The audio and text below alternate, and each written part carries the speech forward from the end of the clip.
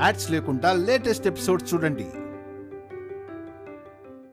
నిన్న కాస్తలో గండం తప్పింది.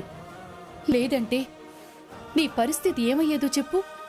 నక్క లెక్క పెద్ద మామ ఆ ఇంట్లో చేరి మా ఆయన్ని గుట్టిగా నమ్ముతున్నారు కాబట్టి ఇష్టం వచ్చినట్టు ఆడుకుంటుండ్రు. ఇలా ఎంతకాలం వాళ్ళ మాటలు వింటూ నిన్ను బాధ పెడతారమ్మా? నువ్వే అంటావు కదమ్మా, రాత మంచిగా లేకుంటే రాముడంతటోడే అడవుల పాలైండని. గిట్ల నా మొగునికి దూరంగా ఉండాలని రాత రాసుంటే దాన్ని అనుభవించాలి కదా. ఆ ఇంటి కోసం, ఆ మనుషుల కోసం, నలుగురిలో నీ భర్త పరువు కోసం నువ్వు పడిన కష్టాలు అల్లుడుగారికి కనిపించటం లేదా?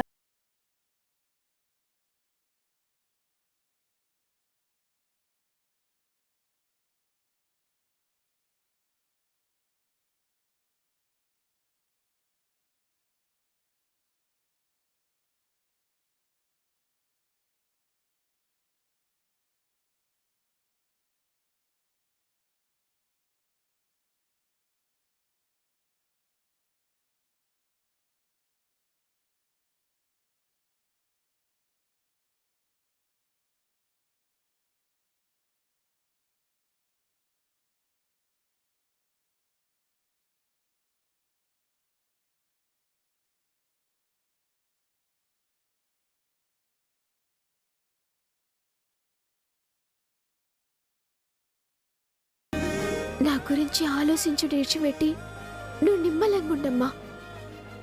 నువ్వు కోరుకున్నట్టే నీ బిడ్డ సంతోషంగా ఉండే రోజులు తొందరలోనే వస్తాయి.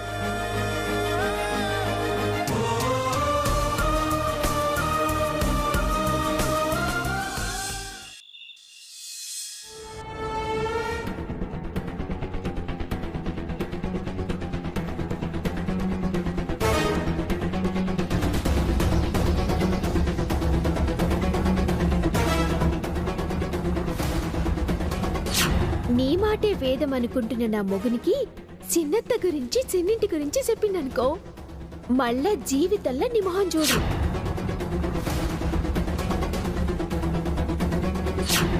నీ తమ్ముని బిడ్డ మీదే నీకంత హక్కుంటే ఆయన నా మెళ్ళో తాళిగట్టిన భర్త, నాకెంత హక్కుంటుంది?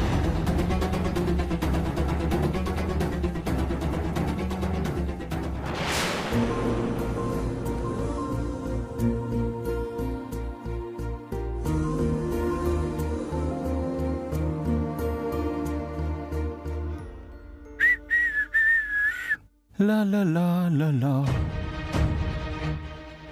la la la la la.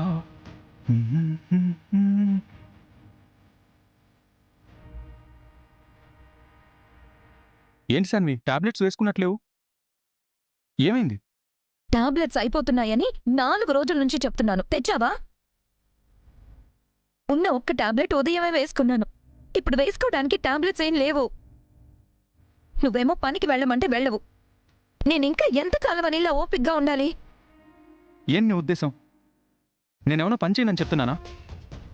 ఏదైనా బిజినెస్ చేద్దామని ట్రై చేస్తూనే ఉన్నాను, ఎక్కడా సెట్ అవడం లేదు. అందుకు నన్నేం చేయమంటావు? ఏమీ చేయకండి, ఇలా హాయిగా ఇంట్లోనే పడుకొని పాటలు పాడుకోండి. అంటే నేను పని దొంగలా కనిపిస్తున్నానా? కావాలనే ఏ పని చేయట్లేదా? అలా అని నిన్ను అనడం లేదు. ఇంకా ఎంతకాలం ఇలా అని అడుగుతున్నాను. ఇంకెంతకాలం అంటే? నా ప్రయత్నాల్లో నేనున్నాను, కనిపించట్లేదా? కనిపిస్తుంది కనిపిస్తుంది. ఈ టాబ్లెట్స్ అయిపోవడం మాత్రం మీకు కనిపించడం లేదు.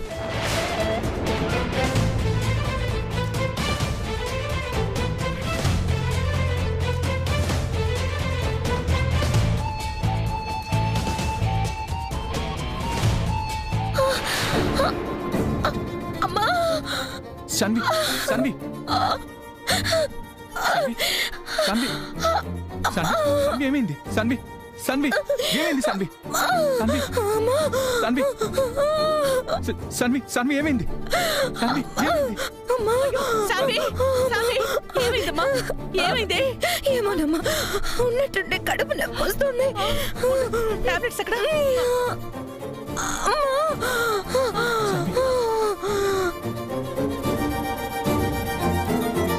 టాబ్లెట్స్ అయిపోయాయా? అవును అత్తయ్య గారు. ఏంటయ్యా ఏదో నిర్లక్ష్యంగా సమాధానం చెప్తున్నావు? టాబ్లెట్స్ అయిపోయేదాకా నువ్వేం చేస్తున్నావు? ముందు తెచ్చి పెట్టుకోవాలి కదా. శాన్వి అయ్యో అమ్మా శాన్వి. రామా నా వల్ల కావడం లేదమ్మా నొప్పి భరించలేకపోతున్నాను అరిచే ఓపిక కూడా లేదు ఏం కాదు, హాస్పిటల్కి వెళ్దాం. రారా, కొంచెం ఓపిక పట్టు. నా తల్లి కదా. అమ్మా లేమ్మా, లేలే, మెల్లగా పట్టుకోవయ్యా. జాగ్రత్త. శాన్వి. అయ్యో దేవుడా, నెమ్మదిగా రా. అయ్యో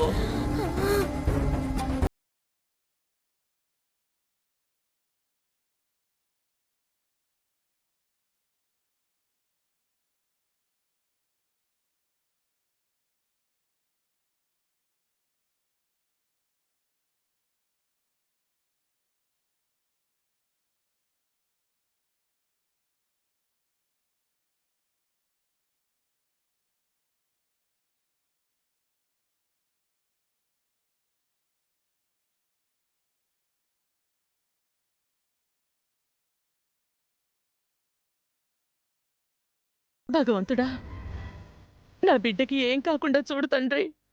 కడుపులో బిడ్డని మోస్తున్న నా బిడ్డకి కాస్తలో ప్రమాదం తప్పింది. అయ్యో, డాక్టర్ ఇప్పుడేమంటారో ఏంటో. నా బిడ్డకు గాని దాని కడుపులో బిడ్డకు గాని ఏ ప్రమాదం లేకుండా నువ్వే చూడు స్వామి.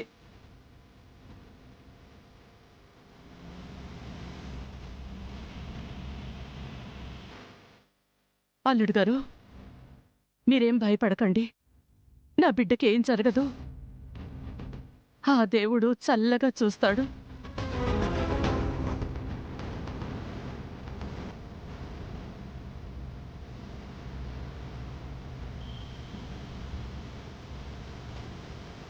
ఏమైందో తెలియట్లేదే.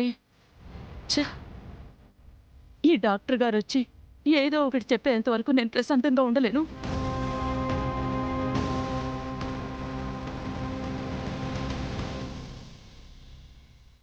డాక్టర్, నా బిడ్డకి ఎలా ఉంది? భయపడాల్సిందేమీ లేదు. బాగా నీరసంగా ఉంది. అందువల్లే అన్కాన్షియస్ అయింది. ప్రెగ్నెన్సీతో ఉంది కదా, పైగా 10-15 రోజుల్లో డెలివరీ కూడా కావచ్చు. ఇలాంటి టైంలో తన్ని జాగ్రత్తగా చూసుకోవాలి కదండి. చూసుకుంటూనే ఉన్నాను డాక్టర్. కాస్త ఆదమర్చేమో లేదో ఇలా జరిగిపోయింది. తనని చూసుకోవడం అంటే ఇలా ఎదురుగా కూర్చోవడం కాదండి. అంతలా బలహీనంగా ఉంది అంటే తను సరిగా తింటుంది అని నేనైతే అనుకోవడం లేదు. ఈ విధంగా ప్రెగ్నెన్సీతో ఉన్న అమ్మాయి టైంకి తినకుండా, టైంకి మెడిసిన్ వాడకుండా, హెల్త్ గురించి కేర్ తీసుకోకుండా ఉంటే దాని ఎఫెక్టు తల్లి మీద కంటే బిడ్డ మీద ఎక్కువగా ఉంటుంది. అందుకే చెప్తున్నాను, తనని చాలా జాగ్రత్తగా చూసుకోండి. సమయానికి చూశారు కాబట్టి సరిపోయింది. ఒకవేళ ఎవరూ లేనప్పుడు క్రింద పడిపోతే ఏంటి పరిస్థితి? లేదు డాక్టర్, లేదు. ఇక నుంచి నా బిడ్డని చాలా జాగ్రత్తగా చూసుకుంటాను. ఓకే, కొన్ని మెడిసిన్స్ రాస్తాను, అవి వాడండి, సరిపోతుంది. ఉదయాన్నే డిశ్చార్జ్ చేస్తాను, తీసుకువెళ్ళండి. అలాగే, థ్యాంక్ యూ.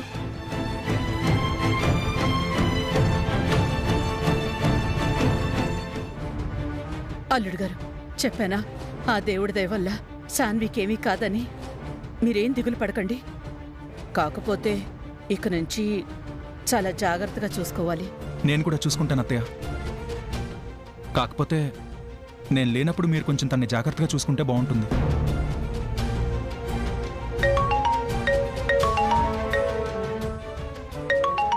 అత్తయ్య, శ్రీవల్లి ఫోన్ చేస్తుంది. హలో అత్తమ్మా, శాన్వికేమైంది? ఇప్పుడు ఎట్లుంది? అవును, నీకెవరు చెప్పారు శ్రీవల్లి? పెద్దత్తమ్మ ఫోన్ చేసి చెప్పింది. ఇంతకీ డాక్టర్ ఏమన్నారు? కంగారు పడాల్సిందేం లేదు శ్రీవల్లి. ట్రీట్మెంట్ చేసి ఇంతకు ముందే డాక్టర్ గారు బయటకొచ్చి చెప్పారు. భయపడాల్సిందేం లేదు, కొంచెం బలహీనంగా ఉంది, జాగ్రత్తగా చూసుకోమని చెప్పారు. అయినా కడుపుతోటున్న పిల్ల భద్రంగా చూసుకోకపోతే ఎట్లత్తమ్మా? సరే ఉండత్తమ్మా, నేను గిట్లొస్తున్నా. ఏ వద్దొద్దు, ఎలాంటి ప్రమాదం లేదని చెప్పాను కదా. అలాంటప్పుడు నువ్విక్కడికి రావడం ఎందుకు? మేం కూడా బయలుదేరుతున్నాం. అట్లంటే విందుత్తమ్మా, నా ఆడపడిచికి బాలేదంటే రాకుండా ఎట్లుంటే చెప్పుర్రి. వచ్చి మాత్రం చేసేదే ఉంది చెప్పు. డాక్టర్ ట్రీట్మెంట్ చేశారు, లోపల గదిలో తను రెస్ట్ తీసుకుంటోంది. ఎలాగూ డిశ్చార్జ్ చేస్తున్నామని చెప్పారు కదా, ఇంటికొచ్చాక వచ్చి చూద్దువు గాని. అట్లా కాదత్తమ్మా. నువ్వు వచ్చే పరిస్థితి ఉంటే నేనే చెప్తాను కదా శ్రీవల్లి. తనకి ఇక్కడ ఏ ఇబ్బంది లేదు. నువ్వు అక్కడ కంగారు పడకుండా ప్రశాంతంగా ఉండు. మనం మళ్ళీ మాట్లాడుకుందాం. అట్లనే అత్తమ్మ. మరి మీరైతే శాన్విని మంచిగా చూసుకోండి. ఏమన్నా అవసరం ఉంటే నాకు ఫోన్ చేయండి. ఏ టైం అయినా సరే నేను వస్తా. సరే సరే, అలాగే శ్రీవల్లి, ఉంటాను. శ్రీవల్లి ఏమన్నారు? ఎలా ఉందిట? డాక్టర్ అయితే ఇప్పుడు మంచిగానే ఉందని చెప్పిందంట. రేపు పొద్దున్నే డిశ్చార్జ్ చేస్తారంట. ఏంటోనే, అంత ఆస్తి అంతస్తు ఉండి కూడా ప్రాణానికి ప్రాణంగా చూసుకునే అన్న అమ్మ ఉండి ఆ పిల్లకు కూడా కష్టాలే. ఇల్లు చిన్నదైనా పెద్దదైనా ఏ ఇంటి కష్టం ఆ ఇంటికి ఉంటుంది కదమ్మా. గుడిసెల్లో బాధలు కంతెల్లకెళ్ళి అగుపడతాయి. కానీ మిద్దెల్లో బాధలు చుట్టూ ఉన్న ప్రహరీ గోడలు దాసిపెడతాయి. కంతే తేడా.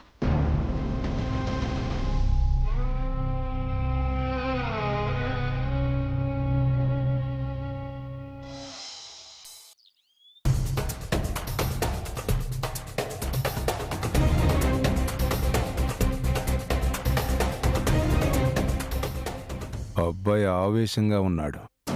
ఇప్పుడుంటుంది అసలు డ్రామా. ఎవరిష్టానికి వాళ్ళు ఆడతారా ఆట?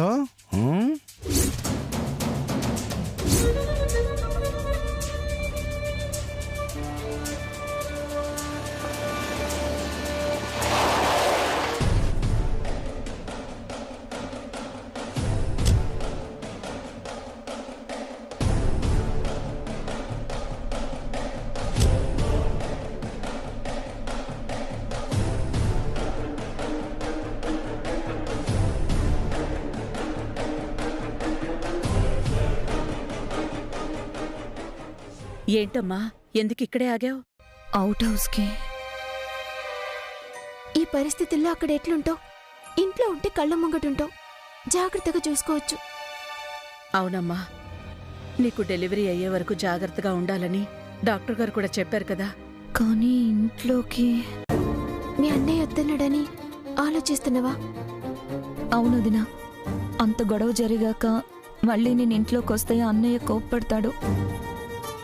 అప్పటి ఆవేశం వేరు, ఇప్పుడు పరిస్థితి వేరు.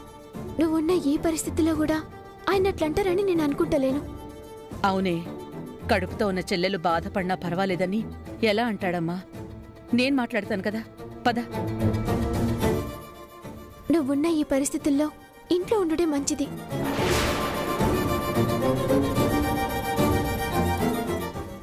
నడు శాన్వి. అత్తయ్య సిస్టర్ అందరూ చెప్తున్నారు కదా, పద శాన్వి. మనం ఇప్పుడు ఆ ఇంట్లో ఉండడం కన్నా ఈ ఇంట్లో ఉండడమే కరెక్ట్. ఏ పదవే, ఎంతసేపని ఇలా బయట నిలబడతావు? ఆగో.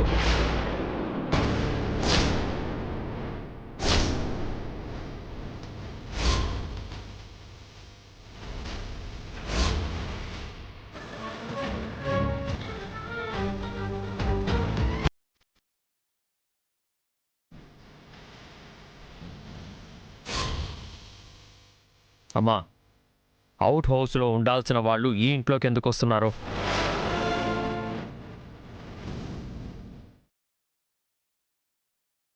లెక్కలేనితనం నాన్న. ఆడవాళ్ళకి పెత్తనాలిస్తే ఇట్టాగే ఉంటది. అంతా వాళ్ళ ఇష్టం వచ్చినట్టుగా ప్రవర్తిస్తారు. వాళ్ళు నా ఇంట్లోకి రావడానికి వీల్లేదని చెప్పాను కదా, మరెందుకు వస్తున్నారు? అరే, శాన్విని జాగ్రత్తగా చూసుకోవాలని డాక్టర్ గారు చెప్పారా. అందుకే అవుట్ హౌస్లో కంటే మన ఇంట్లో మనతో ఉండడమే మంచిది కదా. వాడుంటే చాలు, ఈ ఇల్లు ఈ ఇంట్లో ఉన్న వాళ్ళు అవసరం లేదనే కదా వాడితో వెళ్ళిపోయింది.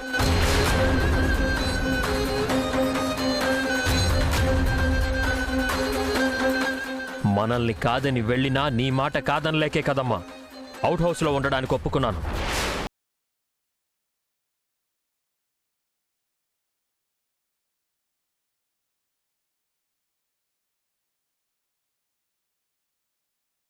నా మాట కాదని నువ్వెందుకెళ్ళావు?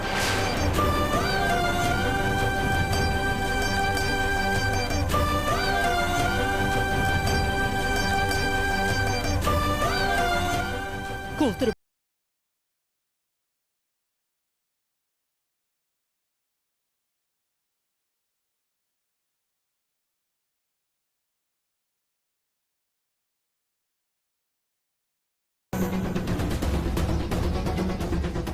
అదే నాన్న నేను చెప్పేది.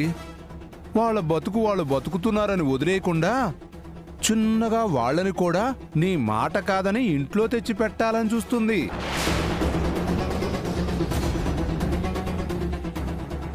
బావగారు, మీరు మాట్లాడేది నా కూతురు గురించి. నా కూతురు అని నువ్వనుకుంటున్నావమ్మా. మా అమ్మ మా అన్నయ్య అని తను అనుకోలేదు కదా. అలా అనుకోనుంటే వాణ్ణి కాదని మనతో ఉండేది.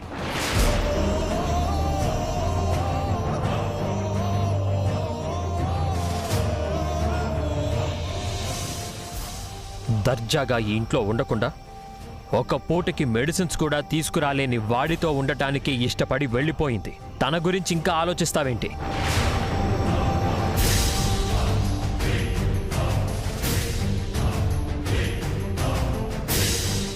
ఆ రోజు అదే మాట, ఈ రోజు అదే మాట. వద్దనుకొని వెళ్ళిపోయింది. ఎవరు కావాలని వెళ్ళిపోయిందో వాళ్లతోనే ఉండమను. నా ఇంట్లో ఉండడానికి వీల్లేదు.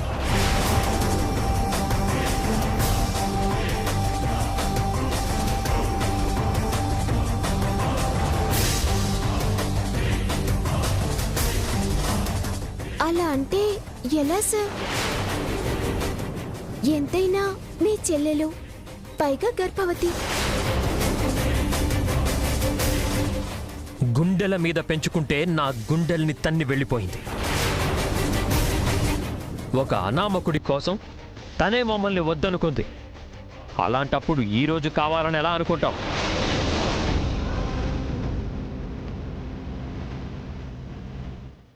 నాన్న, మాటలతో మాయ చేసే ప్రయత్నాలు ఇవన్నీ. నీ మాట కాదని ఇలా చేస్తున్నారంటే ఎంత ధైర్యం ఉండాలి నాన్న వాళ్ళకి. నువ్వు వద్దన్నావని తెలిసి వీళ్ళని ఇంట్లోకి తీసుకొస్తున్నారంటే వీళ్ళని ఏమన్నా నాన్న?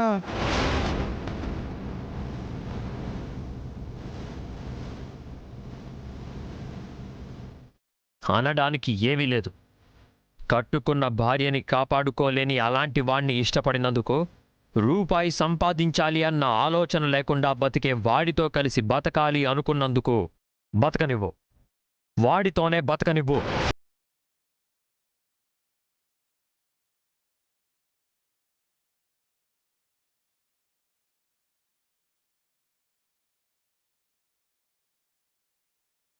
వద్దనుకొని వెళ్ళిపోయిన వాళ్ళని నేను కావాలి అని అనుకోలేను.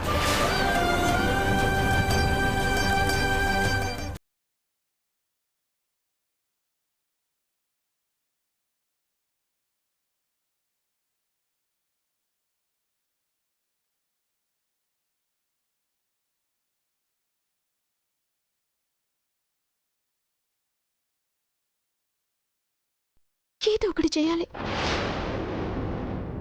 బొట్టి మనిషిగా ఉన్నప్పుడు నేను ఇన్నాళ్ళు మౌనంగానే ఉన్నాను. కానీ ఇప్పుడు శాన్వి నిండు గర్భవతి. కాస్తలో ప్రమాదం తప్పింది. మరోసారి ఎవరు లేనప్పుడు పడిపోతే ఎంతో ప్రమాదం అని డాక్టర్ గారు కూడా చెప్పారు.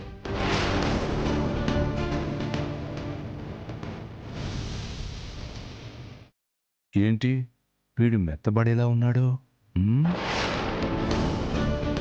ఆ రోజు నీ మాటకి మేమెవ్వరము ఎదురు పడలేదు. ఈరోజు శాన్విని అలా చూస్తూ కూడా కాదనటం న్యాయం కాదు సామ్రాట్. సామ్రాట్, ఎంత కాదనుకున్నా మన చెల్లెలరా.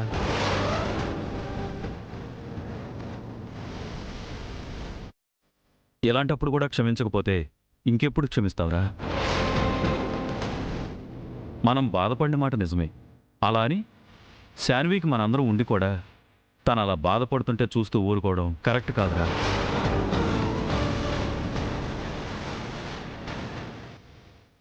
అదే కళ్ళల్లో కాస్త నీళ్లు కనిపిస్తే కరిగిపోతారు.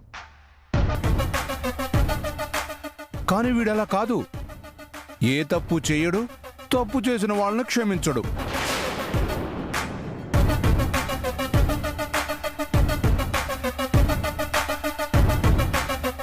ఎస్, ఒక్కసారి క్షమించడం అలవాటైతే అది బలహీనత అవుతుంది. రూపాయి లేకపోయినా పర్వాలేదు, వాడుంటే చాలు అని వెళ్ళింది కదా, వాడితోనే ఉండనివ్వండి.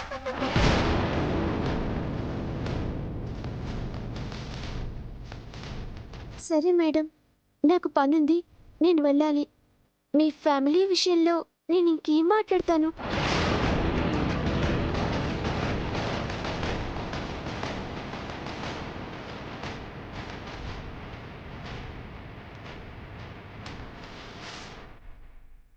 మన ప్రేమ కన్నా వాడి ప్రేమ గొప్పది అనుకున్నప్పుడు, మనం ఎవరూ లేకపోయినా వాడుంటే చాలు అనుకున్నప్పుడు వాడితోనే ఉండనివ్వు. రే, అది నీ చెల్లెలరా. దాని విషయంలో నువ్వింత కఠినంగా ఉండడం భావ్యం కాదు. ఎందుకమ్మా ఇంకా నువ్వు వాళ్ళకే సపోర్ట్ చేస్తావు? ఆ రోజుకి ఈ రోజుకి ఏం మారలేదు. వాణ్ణి ఏం మార్చగలిగింది? అయినా పర్వాలేదు, ఇంకా అక్కడే ఉంటామన్న వాడిని ఎందుకు ఇంట్లోకి తీసుకురావాలని చూస్తున్నావు?